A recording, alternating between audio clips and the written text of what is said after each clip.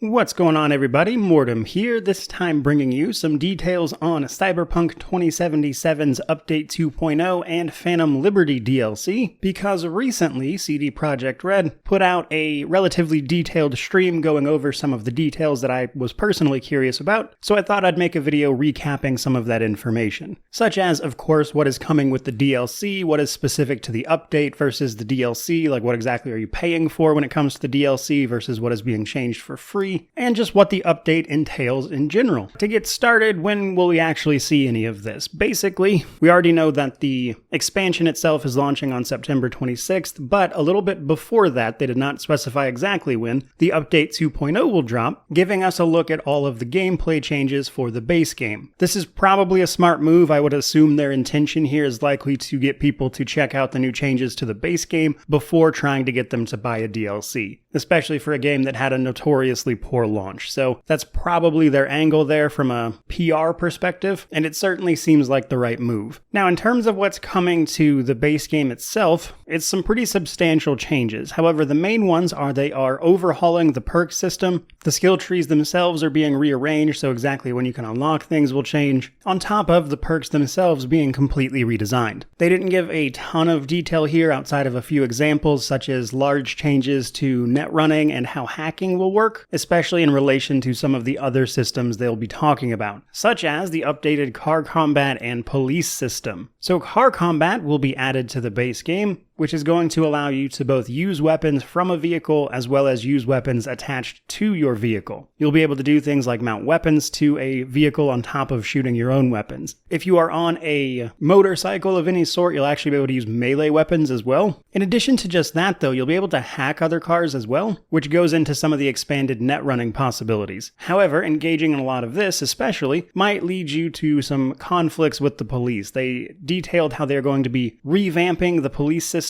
including things like car chases and proportional responses. This seems to be using some sort of heat system that they mentioned, and the more your heat goes up, the bigger the response becomes, up to and including max tech. Max Tech serves pretty much one purpose, and that is to take down cyber psychos, people who have gone crazy from all of their installed cyberware. And while we won't be able to experience literal cyber psychosis, engaging in wanton destruction effectively gets you tagged as one, which is why Max Tech gets deployed. Max Tech in particular sounds really interesting because every time a deployment of them comes, it apparently drops 4 of 5 potential archetypes for them. They are all at a minimum level and quite strong in a way that is not affected by the difficulty slider. So even if you're playing on story, Max Tech is just what they are. And all of that will just keep coming at you until you're either able to escape or you're dead. But speaking of cyber psychos, they didn't get into the nitty-gritty of the cyberware skills, which is also coming to the base game, because they mentioned that they were going to be detailing the changes there in a separate stream closer to the launch of the DLC. However, they did talk about it a little bit, and they showed off a little bit of the new UI as well. One of the new redesigned perks allows you to install even more cyberware,